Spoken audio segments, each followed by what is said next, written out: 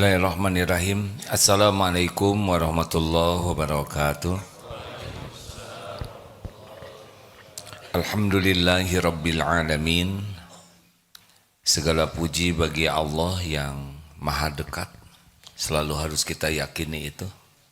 Yang maha menyaksikan segalanya. Tidak ada yang tersembunyi. Tidak bisa bersembunyi dari Allah. Yang maha menghitung segala sesuatu. Tidak ada satupun perbuatan yang tidak ada balasannya. Semuanya pasti ada balasannya. Adil. Dan dialah Allah yang mengatur pertemuan ini terjadi. Tidak bisa terjadi kalau Allah tidak menghendaki. Semoga Allah ridho dengan pertemuan kita ini. Karena hanya keridhoan Allah lah yang berarti dalam hidup ini. Allahumma sholli ala Sayyidina Muhammad wa ala alihi wa ashabihi ajma'in. Para jamaah sekalian, ini di hadapan kali ini ada santri siap guna angkatan 47. Acungkan tangan. Oh, masih lambat ngacungnya. Ulangi. Acungkan tangan. Alhamdulillah. Yang akhwat di atas, terima kasih. Santri mahasiswa ada? Acungkan tangan. Oh, tinggal satu. Ya. Rektornya sedang latihan juga. Baik,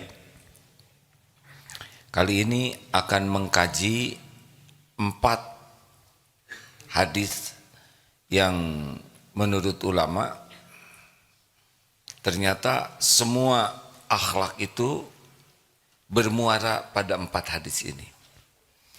Seperti yang kita maklumi bahwa Rasulullah SAW diutus oleh Allah ke bumi, innama bu'itstu liutammima makarimal akhlak.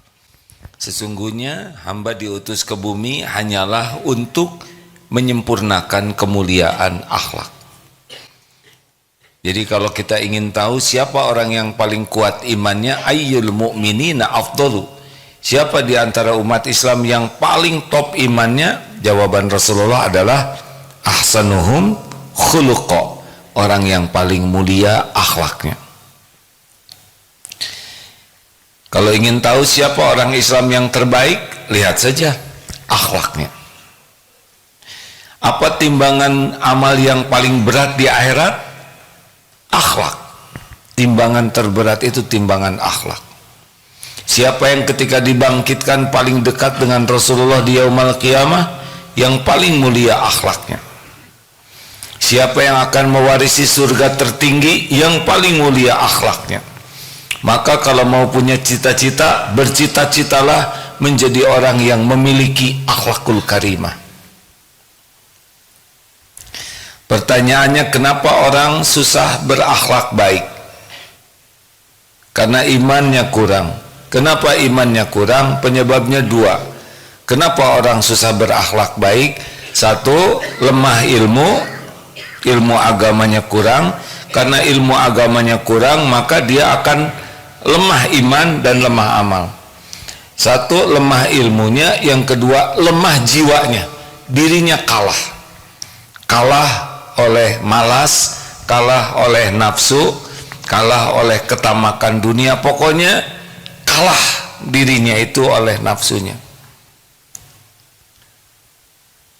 Seperti mau berlatih.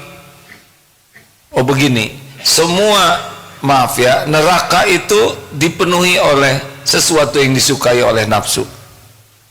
Tapi surga dipenuhi oleh yang tidak disukai oleh nafsu. Makanya orang-orang hanya akan tangguh kalau dia punya program bermujahadah, mengendalikan dirinya.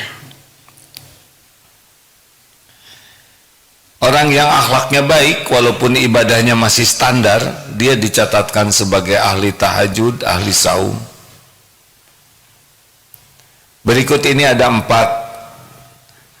hadis yang bisa dipertanggungjawabkan, sahih, ada yang hasan. Kalau kita pegang dan kita jadikan target, insya Allah akhlak kita akan segera berubah. Yang pertama, la yu'minu ahadukum hatta yuhibba li akhihi ma yuhibbu li nafsihi. tidaklah sempurna iman seorang hamba, ya, kita hingga menyukai apa yang untuk saudara kita sebagaimana kita menyukai untuk diri kita. Artinya tidak ada dengki lah, tidak ada ghil, tidak ada perasaan tidak nyaman dan tidak suka dengan karunia yang Allah berikan kepada saudara kita. Jadi hatinya tuh baik saja, tidak ada iri dengki kepada saudara seiman. Ini penting sekali karena seperti yang pernah dibahas, orang Islam yang terburuk adalah dia tidak rela, tidak suka saudaranya sesama hamba Allah umat Islam yang dapat nikmat, dan dia suka kalau orang lain dapat kepahitan. Ini pendengki. SMS, susah lihat orang senang, senang lihat orang susah. Ada yang masih buruk tapi tidak separah yang tadi, dia tidak mau saudaranya dapat musibah, tapi juga tidak suka kalau saudaranya dapat nikmat. Agak lebih baik dari itu tapi tetap buruk adalah, ialah boleh kamu juga berprestasi tapi di bawah saya, gitu. Tidak mau disamain. Nah, standarnya adalah kita harus senang. Kalau kita senang dapat ini, lalu saudara kita dapat, kita senang. Nah, yang baik itu adalah kita senang melihat saudara kita dapat yang lebih baik dari kita. Ini sehat nih. Adek senang mau diundang umroh tidak? Kan? Senang. Nah, setiap ada umat Islam yang dapat umroh, adek senang. Itu sehat. Tapi kalau teman umroh saudara nggak enak, nah itu kurang sehat. Kemarin ada ilmu bagus dari Adeda. Misal begini nih, sekarang dikasih uang masing-masing. Ini misal saya bawa 10 juta, nih ada yang mau 1 juta, kasih. Ini sama-sama SSG yang baru daftar ya, 1 juta, 1 juta. Senang tidak? Yang lain senang tidak? Ah, belum tentu ya, saudara pengen.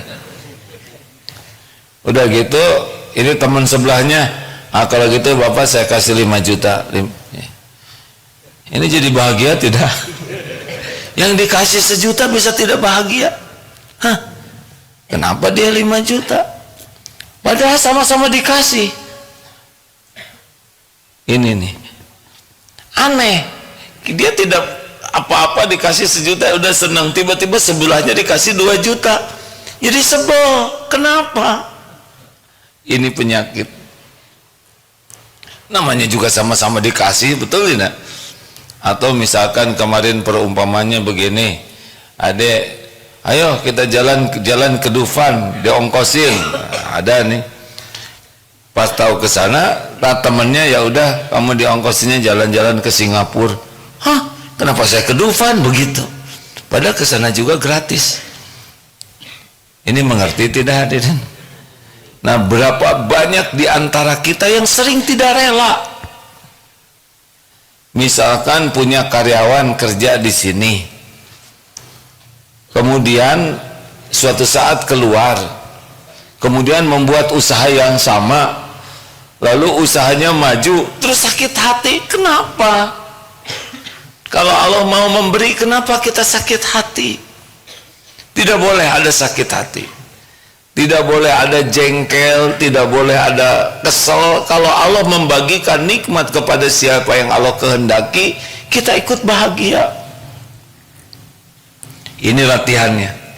Mungkin masih ingat Anas bin Malik menceritakan ini hadis riwayat Imam Ahmad tentang Rasulullah SAW pernah bersabda akan masuk seorang ahli surga. Lalu masuklah seorang pemuda Ansor, janggutnya basah, memegang terompah. 3 kali Rasulullah bersabda demikian, sampai akhirnya Abdullah bin Amr bin As, seorang pemuda, datang ke rumahnya saking pengen tahu Apa ini amalannya? Kenapa pemuda ini disebut ahli surga? Dengan alasan ada masalah dengan orang tua, nginep di sana 3 malam. Diperhatikan tidak tahajud, kecuali setiap bolak-balik dari tidurnya senantiasa zikrullah. Dan yang kedua, tidak pernah bicara kecuali perkataannya baik. Cuma 2 itu yang dilihat. Ya tentu saja selebihnya ibadah wajib dilakukan. Hari ketiga, maaf sebetulnya saya di sini karena saya mendengar Rasulullah bercerita tentangmu. Ini saya dipendekkan saja ya. Tapi sesudah saya lihat amalanmu ternyata ya begitu. Maksudnya rada-rada meremehkan karena tidak kelihatan hebat. Ya seperti yang kau lihat, amal saya seperti yang kau lihat. Nah ketika akan pergi, cuma yang tidak ada di hati saya tidak ada ghil, rasa tidak suka kepada saudara, dan tidak ada hasud, dengki dengan nikmat yang Allah berikan kepada saudara yang lain. Oh ini ternyata yang saya tidak punya. Nah kita sering tidak rela.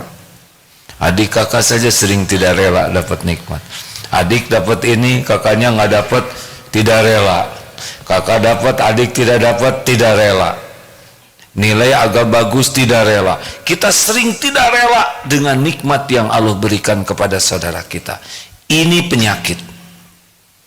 Latih untuk senang.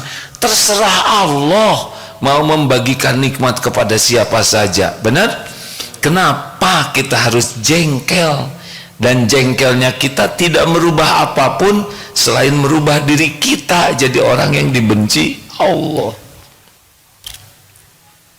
Doanya, coba deh lihat deh doanya. Rabbana ighfir lana wa li ikhwanina alladhina sabaquna bil iman wa la taj'al fi qulubina ghillan lil ladina amanu Rabbana innaka raufur rahim. Surat apa itu? Apa deh? Al-Hasr ayat berapa nak? Oh langsung kok nggak apa? Sebetulnya apa dulu, tapi sekarang udah lupa alasan ya. Al-Hasr berapa? Tolong siapa yang ingat? Rabbana ighfir lana. Tinggal tulis aja deh HP-nya. Ada kuotanya kan? Ya alhamdulillah. Rabbana ighfir lana wa li ikhwanina alladhina sabaquna bil iman wa la taj'al fi qulubina ghil. Nah ini ghillal lil ladina amanu. Jangan sampai di hati ini ada perasaan tidak suka, tidak rela dengan nikmat yang Allah berikan kepada orang yang beriman. Udah ketemu? Yul, lihat dong. Nah, tolong latih ya. Latih, dilatih, jangan ada dengki. Jangan ada SMS, susah melihat orang senang, senang melihat orang susah. Jangan komentar negatif kepada orang yang diberi nikmat. Oh si itu biasa aja lah. Nah itu iri. Anak-anakku sekalian, nilai terbaik di kelas ini diperoleh pelajar fulan. Dia nilainya segitu, gak mungkin. Nah itu iri. Kata guru nilainya 85. Hah? Mustahil. Nah, iri itu. Oh anak-anakku sekalian, maaf ibu salah nilai. Tuh kan, gak mungkin 8, bukan 85 tapi 95. Langsung ngejongkeng di bagian belakang.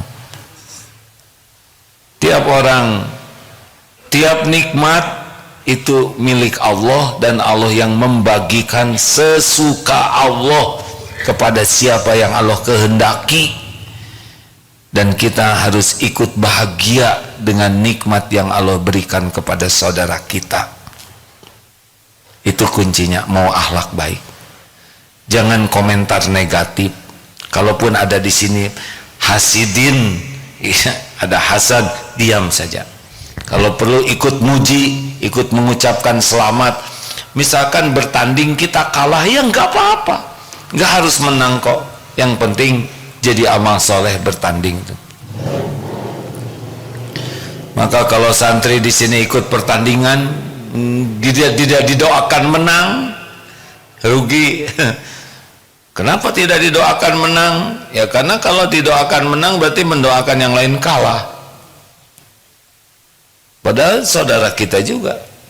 Jadi gimana mendoakannya? Semoga diberi kemampuan melakukan yang terbaik dan diberi kemampuan menyikapinya dengan sikap terbaik, gitu.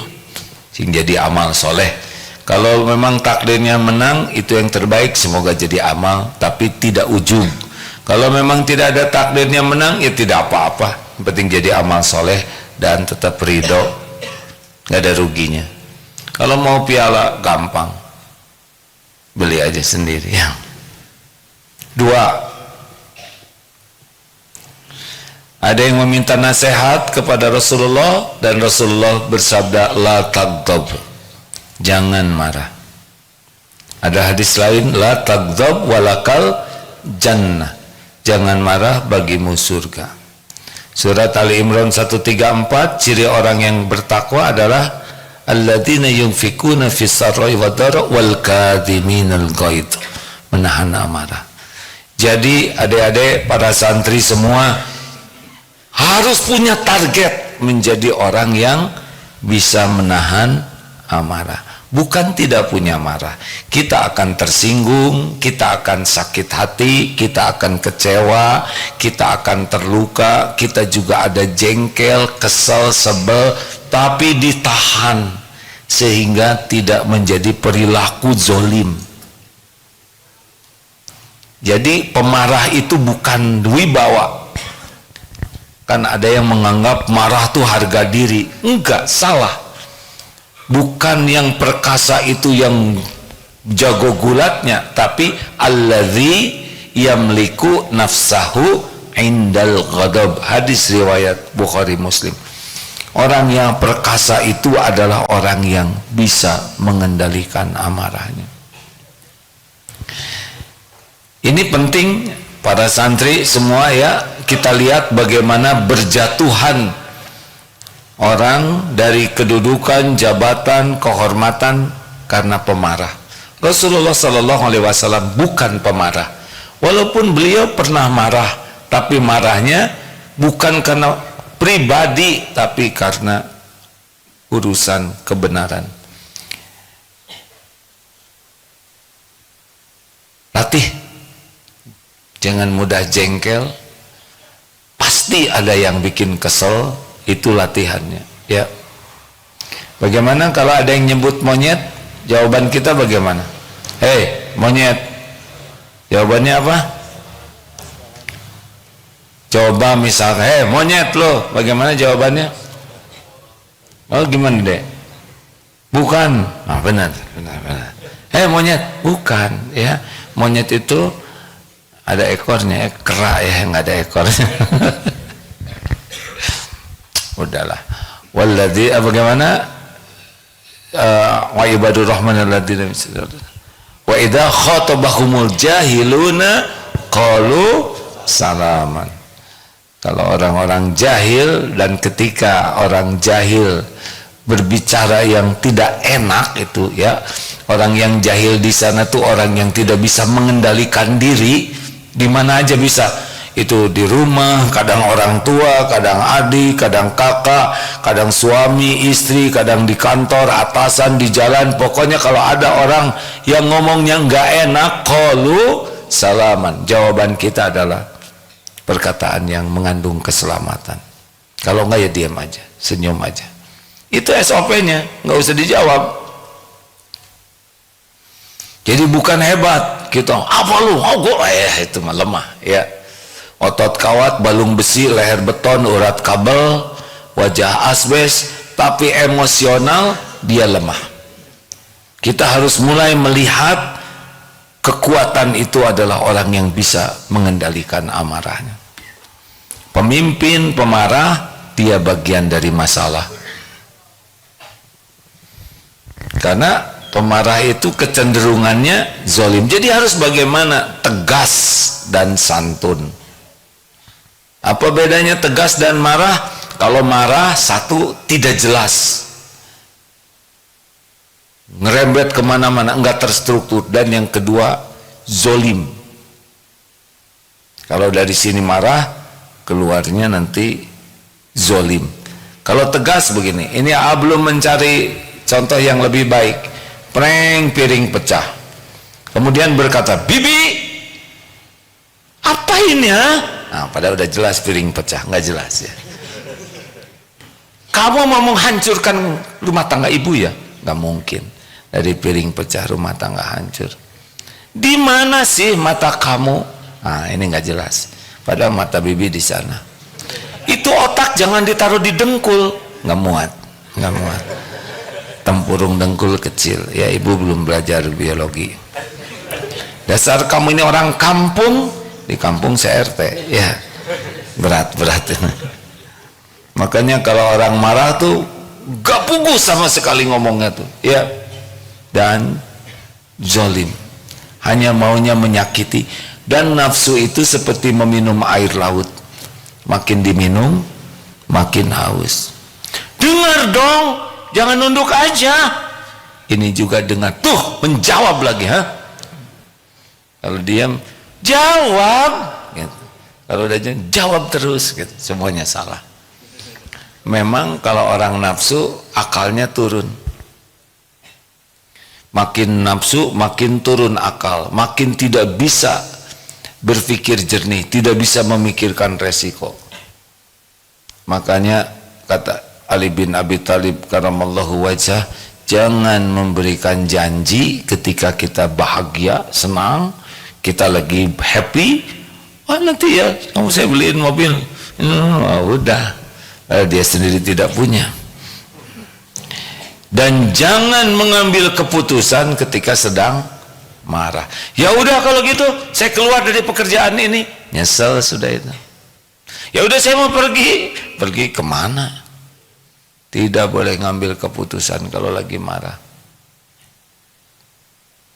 Adik-adik, latihan menahan marah ya. Target 1, latihan senang dengan kebahagiaan saudara kita, tidak ada iri dengki. Yang kedua, latihan kendalikan marah. Target. Kalau memanah tuh ada 4 sasaran. Kalau ingin selamat, akhlak baik, gak boleh pemarah. Rasakan bedanya nanti. Relax sajalah, gak usah segala jadi masalah besar.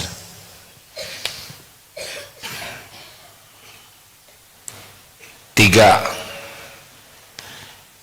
man kana yu'minu billah wal yaumil akhir falyaqul khairan aw liyasmut. Barang siapa yang beriman kepada Allah dan hari akhir, hendaklah berkata baik atau diam. Jadi pilihannya berkata baik atau diam. Kenapa Allah menciptakan lisan ini? Untuk apa? Lisan untuk apa? Untuk berbicara baik, bukan untuk bicara. Jadi di sana falyaqul khairan aw liyasmut, bicara dulu. Syaratnya baik, kalau tidak dapat baru diam. Misal kita lewat, saya mau mengurangi bicara. Kita lewat ke orang tua, pilihannya diam atau mengucapkan salam. Salam. Jadi bicara dulu, bicara yang baik, salam. Assalamualaikum atau assalamualaikum warahmatullahi wabarakatuh. Sempurnakan, karena itu lebih baik. Ahsan, paling top. Boleh ditambah? Boleh. Assalamualaikum Pak, izin lewat di depan. Bapak sehat? Itu bicara baik, karena ini termasuk membahagiakan. Jadi jangan lewat begitu saja hanya karena dia tidak mau sedang memperbanyak diam. Tidak boleh, itu salah. Kita bicara dulu.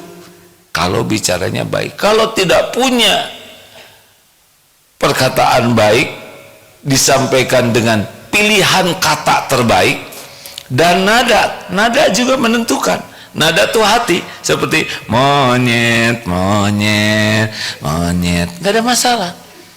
monyet. Masalah ya kan? Itu masalah nada.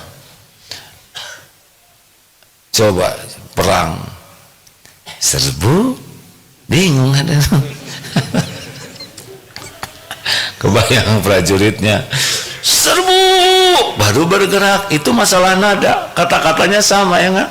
So prajurit dah serbu. Kira-kira gimana?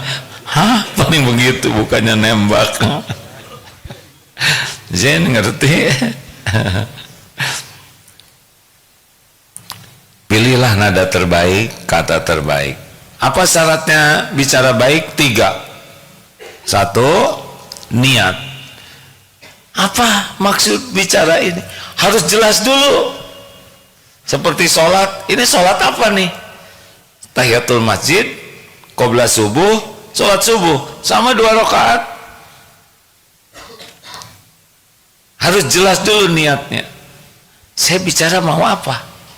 Mau pamer, mau sok pinter, mau pamer pengetahuan, mau pamer wawasan, mau pamer harta, mau pamer kemampuan. Ada yang bicara tuh pamer. Kalau kira-kira ini apa nih saya mau ngomong, asal ngomong aja nggak bisa. Harus lillahi ta'ala. Ya Allah, saya bicara semata-mata agar engkau ridho. Nggak mungkin bicara jelek kalau nyari keridhoan Allah. Ya Allah, mau ngobrol nih, saya mau ngobrol semoga engkau ridho. Gini ya, orang itu nyebelin banget. Nggak mungkin mencari keridhoan Allah dengan maksiat, itu tidak ada. Makanya kalau orang sudah niatnya bagus, sulit dia maksiat. Biasanya tergelincir karena dia tidak jelas niatnya. Niat baik. Yang kedua, isi. Nah, kan pasti ada isi. Isi itu ada 2 jenis. 1 ilmu, 2 berita, informasi. Kalau ngobrol tuh nggak akan jauh dari 2. Ilmu dan berita atau informasi. Harus benar. Kalau ragu, kau usah. Lebih baik dianggap bodoh daripada kita bicara yang tidak benar. Tidak apa-apa kita dianggap bodoh, tidak masalah sama sekali. Tapi menjadi masalah kalau kita bicara yang tidak benar. Kita dianggap bodoh, jangan sakit hati karena fakta, ya kan? Coba acungkan yang cerdas. Enggak kan? Ini kita bodoh. Banyak yang tidak kita ketahui. Tidak usah memaksakan diri agar diakui orang. Kita paham, kita nggak penting. Yang penting perkataan kita benar. Dan yang ketiga, dampaknya, efeknya apa? Jadi pahala, jadi dosa omongan ini. Allah ridho, Allah murka. Jadi kebaikan, jadi keburukan. Membuat orang bahagia atau orang jadi tertekan dan sengsara. Membuat orang ke bawah baik atau membuat orang tergelincir. Harus pastikan perkataan kita ini dampaknya apa. Kalau belum yakin dampaknya baik, diam. 1, niat. 2, isi. 3, dampak. Ini harus dipikirkan sebelum bicara. Tidak mudah memang, tapi harus dilatih. Terutama yang mudah bicara, mudah celetak-celetuk, hati-hati. Santri siap guna, cirinya tidak mudah celetak-celetuk. Ya, nanti ini yang ketiga, yang keempat akan dibahas. Dan banyak diam saja, ganti dengan zikir. Kalau kita banyak diam, kita banyak menyerap ilmu. Kalau kita banyak bicara, banyak motong perkataan, banyak masalah. Orang yang paling banyak bicara, yang tidak hati-hati, hidupnya lebih banyak masalah dan tidak akan tenang hidupnya. Ya tidak niat buruk, tapi perhatikan saja teman yang paling banyak bunyi, pasti hidupnya lebih banyak tidak puguhnya. Diam dengan kesadaran kita menahan diri, karena ada diam bloon juga. Ya, kenapa kamu diam? Mana ngomong naon? Dia nggak ngerti. Jadi kita diam dengan proses yang niat, isi, dan dampak. 4. Yang keempat, min husni islamil mar'i tarkuhu malayani. Di antara ciri kualitas keislaman seseorang adalah meninggalkan perkataan dan perbuatan sia-sia. Jadi akhlak yang baik itu adalah tidak mau melakukan hal yang tidak manfaat.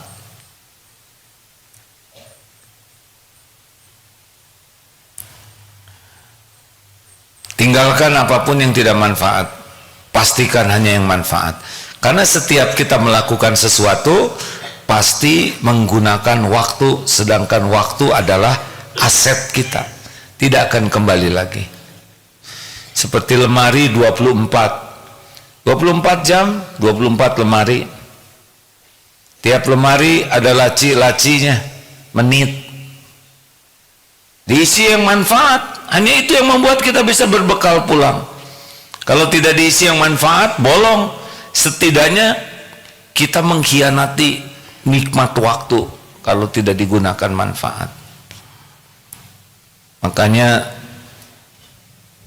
tanya dulu, saya senang di sini tidak ada yang merokok. Di masjid, ya. Kalau merokok tanya apa manfaatnya. Kalau saudara perokok, apa sih manfaatnya ini? Misal, saya mengeluarkan uang 25.000, sedot tiup. Bagaimana kalau dilihat orang lain? Saya memberi contoh apa? Saya merokok ini, saya ngasih contoh apa? Ke anak-anak, ke anak kecil, ke semua. Ngasih contoh apa? Pikirkan itu. Kalau saudara guru merokok, saya ngasih contoh apa ke murid? Kalau murid niru, dipikul nanti semua dosanya. Kalau itu contoh tidak baik. Kan ada kakek-kakek merokok, lagi apa kek? Lihat sendiri cu. Kek, minta dong rokok. Gak boleh. Kenapa? Bahaya tahu. Tuh.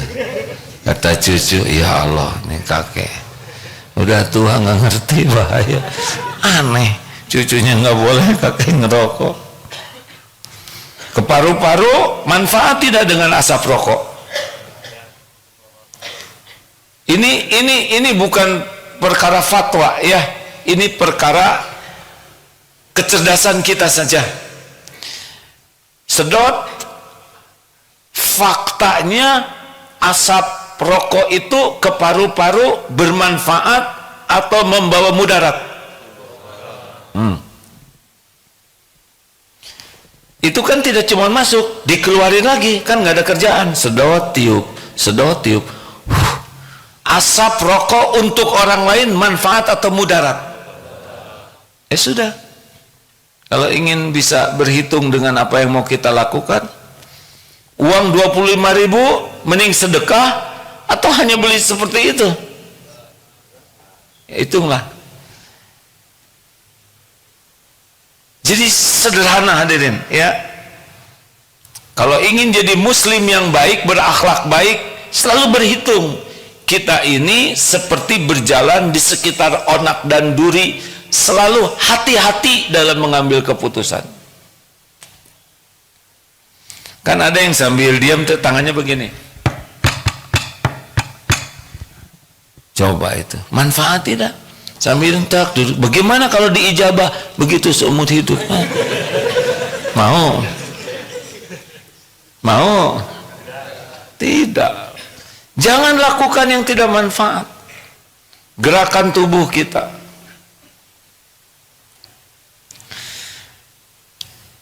Ada rombongan dulu mahasiswa makan permen, makan kacang, sampahnya dibuang sembarangan. Tidak bisa seperti ini ya, karena kita sudah zolim. Buang sampah sembarangan itu zolim, karena sampah itu ada tempatnya. Adil itu menempatkan sesuatu pada tempatnya, itu adil. Kopiah ada berapa harganya? Misalkan 25.000, sepatu 250.000. Mahal mana, sepatu atau kopiah? Sepatu. Terus karena mahal sepatu, simpan di sini. Itu zolim, tidak adil. Karena ada tempatnya. Nah, sampah itu ada tempatnya. Buang sampah sembarangan itu zolim. Pasti ada balasannya. Tidak ada yang tidak dicatat, tidak ada yang tidak ada balasannya. Makanya tidak boleh kita zolim. Simpan pada tempatnya. TSP, tahan dari buang sampah sembarangan, simpan sampah pada tempatnya. Pungut sampah adalah sedekah. Sendal, kenapa di Darut Tauhid sendal harus rapi? Ya memang itu yang manfaat. Coba sendal berantakan, nyarinya susah. Lagi nyari sendal kita, nyepakin sendal orang. Yang disepak ternyata calon mertua. Akhirnya batal pernikahannya, enggak? Padahal undangan sudah disebar. Apa penyebabnya? Sendal berantakan, ya kan?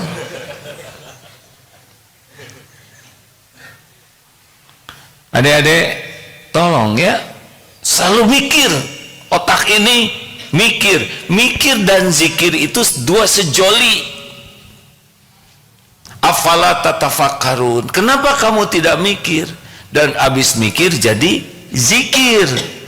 Ini Allah suka tidak ya? Kalau saya merokok, Allah suka tidak ya? Enak seperti itu. Nanti kita akan jadi lebih terpelihara. Tentu saja untuk memiliki akhlak seperti ini, syarat pertamanya adalah apa? Tekad. Tidak ada tekad tidak bisa. Yang kedua apa? Doa, minta ke Allah. Tekad memiliki akhlakul karimah. Yang kedua doa. Allahumma hdini li ahsanil akhlak, la yahdi li ahsaniha illa anta, wasrif anni sayyaha, la yasrifu anni sayyaha illa anta. Sudah hafal, nanti dicatat ya. Ya Allah, tunjukkan kepadaku akhlak yang baik. Tidak ada yang dapat menunjuki hamba akhlak yang baik selain Engkau. Dan palingkan dari hamba akhlak buruk. Tidak ada yang dapat memalingkannya selain Engkau. Tekad ingin punya akhlak baik. Yang kedua doa. Yang ketiga apa? Ilmu. Minta, belajar. Ya seperti sekarang ini. Kalau tidak ada ilmunya tidak bisa. Karena doa harus disertai syariat. Yang keempat, mujahadah. Dapat ilmu, amalkan. Sekuat tenaga amalkan. Tidak usah diposting. Bisa nggak ikhlas. Ya, nikmati saja. Ini adik-adik daftar SSG, Allah yang menghendaki deh. Termasuk doroh kolbia atau mahasiswa atau masa keemasan, pasti Allah yang karena semua kebaikan datang dari Allah. Kemudian dapat ilmu itu dengan izin Allah, dan Allah melihat diamalkan atau tidak ilmu ini. Kalau semangat mencari ilmu, tapi kita nyari ilmu nggak boleh salah niat. Bukan untuk diakui orang pintar, ahli dalil, hafal kitab, atau disebut apalah, gak ada urusan kita dengan penilaian orang. Kita belajar karena ingin diridhoi Allah. Selesai di sana, ya. Gak usah pengen disebut soleh, tidak usah ingin disebut solehah. Ingin disukai Allah saja sudah cukup. Karena kalau sudah salah niat, ilmunya tidak barokah. Kemudian amalkan. Dapat ilmu, amalkan. Dapat ilmu, amalkan. Allah melihat kita bermujahadah. Nanti Allah yang nolong. Allahumma inni a'udzubika min munkaratil akhlaq wal a'mal wal ahwa wal adwa. Ya Allah, saya berlindung kepadamu dari mungkarnya akhlak, amal, nafsu dan penyakit. Harus minta ke Allah, karena cuma Allah yang bisa mengubah kita. Kita ya cuma punya tekad, itu juga dengan izin Allah. Minta ilmunya lalu mujahadah. Nah, gagalnya itu biasanya salah niat dan tidak bermujahadah. Jadi belajar tapi mengamalkannya tidak sesemangat belajar. Terima kasih santri siap guna. Insya Allah 3 bulan tidak akan terasa. Masya Allah.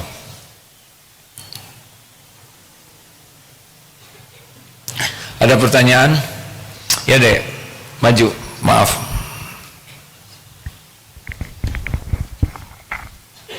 Assalamualaikum warahmatullahi wabarakatuh. Waalaikumsalam warahmatullahi wabarakatuh. Izin bertanya, A. Ya. Bagaimana sikap terbaik kita atau cara kita untuk mendinginkan, menyikapi orang yang pemarah, lagi marah misalkan ya, lagi marah. Baik. Terima kasih. Barusan E-nya berapa? Ya. Dikurangi E-nya ya, maksimal 3. Di pesantren ini E maksimal 3. Gak apa-apa ya, karena E itu mulut bunyi tapi proses berpikirnya belum tuntas gitulah. Saya tidak nyebut tell me karena nggak enak ya.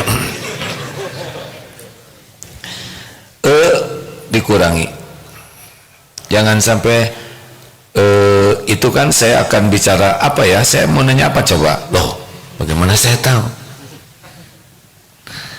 Baik, bagaimana kalau ada yang marah? Di dalam Islam, menghindari perdebatan itu akan berbuah surga deh. Aku jamin istana di pinggiran surga bagi yang meninggalkan perdebatan walaupun dia benar. Debat di sini adalah debat kusir yang penuh emosional. Yang kalau kita berdebat tidak menyelesaikan masalah, hanya menjadi masalah baru. Maka tugas kita adalah meredakannya. Walaupun kita benar, tidak usah masuk dalam perdebatan kalau situasinya tidak sedang kondusif mencari kebenaran. Karena ada orang yang kalau sedang emosi, tidak penting kebenaran bagi dia, yang penting itu dia benar, dia dianggap benar. Pembenaran, kemenangan. Menghadapi begini, maka cooling down saja ya. Tidak harus segala dijawab. Urusan tidak harus segera selesai sekarang kok. Kamu ini bagaimana? Dengar saja. Didengar tidak? Dengar. Misal begini, ada udah nikah belum? Belum. Oh ya, sabar ya, belum waktunya. Misal seorang suami pulang, kenapa sih rumah berantakan kayak gini? Saya tuh capek tahu. Jadi lelaki tuh capek, cari nafkah tuh nggak gampang. Terus kata istri, emangnya jadi istri gampang? Ribut. Saya hamil, melahirkan, bapak mah nggak pernah. Tapi ribut, nggak ada bagusnya. Kalau suami begitu, oh iya pak, saya mengerti betapa beratnya jadi seorang lelaki, tanggung jawab, bekerja keras. Iya pak, saya mau. Nah begitu, saya tidak perlu apa-apa, hanya perlu pengertian. Benar. Iya pak, sekarang saya semakin paham betapa berat dan letihnya bapak. Alhamdulillah kalau kamu ngerti. Ya, ini lumayan ada segepok, ya gitu ya. Ternyata uang monopoli ada. Redakan saja deh ya. Karena kalau gini ya, sekarang pembeli dengan pedagang berdebat. Ini enggak, di sana lebih murah. Ini asli loh. Lalu menanglah pedagang debatnya. Hasilnya apa? Enggak jadi beli. Sekarang pembeli yang menang debat, hasilnya enggak dijual. Sekarang suami istri bertengkar hebat. Kalau istri yang menang debat, kalau suami menang, istri pengen pulang. Sekarang istri yang menang, suami nggak pulang-pulang, gitu loh. hindari perdebatan. Ada pertanyaan lainnya? Silakan. Oh iya, di Zoom chat silakan. Ada yang nanya lewat Zoom. Sebentar nih saya baca. Assalamualaikum, tahun 2020 Pew Research Center melakukan survei 34 negara terkait dengan tingkat religiositas bangsa-bangsa di dunia. Survei bertajuk The Global Good Divide itu Indonesia menempati posisi pertama sebagai negara paling religius dengan angka 96%, diikuti dengan Nigeria dan negara dunia ketiga. Satu sisi, setiap tahun Transparansi Internasional keluaran ranking negara paling korup. Negara religius menempati indeks korupsi tertinggi, sementara negara Skandinavia Eropa menempati indeks negara paling bersih, tapi indeks religiusnya rendah. Pertanyaannya, apa yang salah? 2. Apa benar di neraka paling banyak wanita? Loh, apa hubungannya dengan kenapa? Oh, seru nih. Saya ngomong laki-laki lagi sayanya ya. Nanti ada hadisnya saya bacakan. Jadi begini hadirin. Ini yang menilainya religiositasnya itu mungkin hanya dilihat dari aktivitas. Ini kan yang mengadakan penilaiannya adalah mungkin dari luar ya. Kalau dalam pandangan Islam, religiositas itu tidak cukup dari aktivitas ibadah dohir saja. Makanya inna akramakum indallahi atqakum. Religiositas itu pertama keyakinan kepada Allah, dan yang kedua ketaatan ya, dan tingkat kemanfaatan, dan buktinya akhlak. Nah, salah satu ciri orang yang religiusnya bagus adalah jujur, karena sidik itu adalah tingkatan kedua sesudah nabiyin. Orang yang an'amta alaihim, orang yang diberi nikmat kepadanya itu yang pertama nabiyin, yang kedua sidiqin, yang ketiga syuhada, yang keempat solihin. Jadi jujur itu adalah tinggi sekali orang yang hidupnya benar. Nah,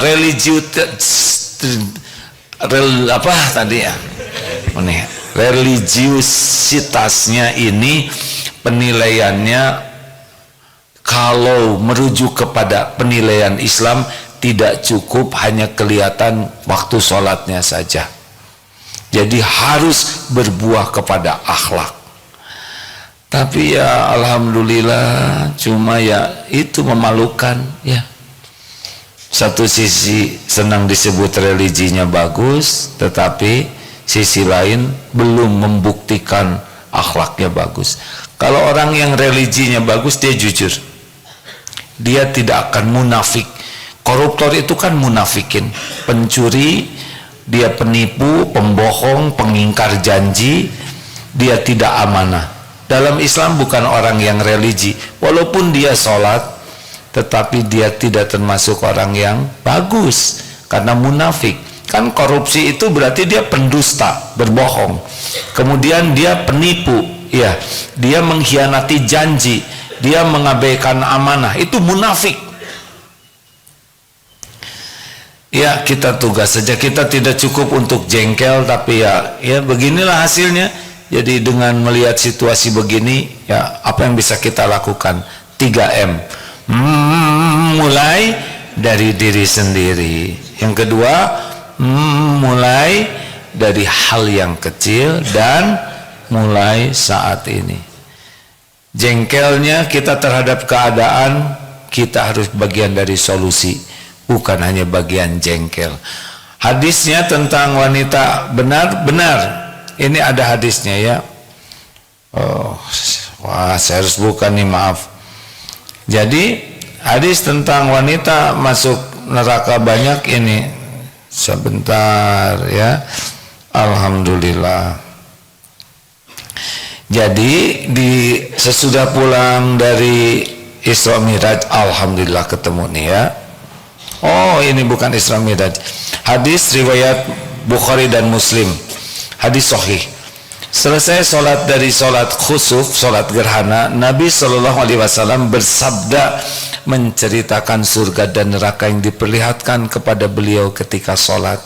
Dan aku melihat neraka. Aku belum pernah sama sekali melihat pemandangan seperti hari ini. Jadi sesudah sholat gerhana beliau melihatnya. Allah yang memperlihatkan. Dan aku lihat ternyata mayoritas penghuninya adalah para wanita. Lalu mereka bertanya, kenapa para wanita menjadi mayoritas penghuni neraka ya Rasulullah? Beliau menjawab, disebabkan kekufuran mereka. Ada yang bertanya kepada beliau, apakah wanita itu kufur kepada Allah? Beliau menjawab, la, tidak. Mereka kufur kepada suami dan mengkufuri kebaikan suami. Seandainya engkau berbuat baik kepada istri kalian, pada suatu waktu kemudian suatu saat ia melihat darimu ada sesuatu yang tidak berkenan, niscaya ia akan berkata, aku sama sekali belum pernah melihat kebaikan darimu. Jadi inilah setitik rusak susu setengki ya. Ini hadis sahih. Ibu jangan marah ke saya, bukan saya ngomong ya. Maka jadilah orang yang bersyukur. Oh, kenapa begitu? Saya nggak suka. Ya sudah, gampang, tinggal jadi ahli syukur saja. Berterima kasih. Nggak ada sulitnya. Yang sulit itu adalah kalau kita tidak tahu diri, ya tidak tahu balas budi. Masya Allah.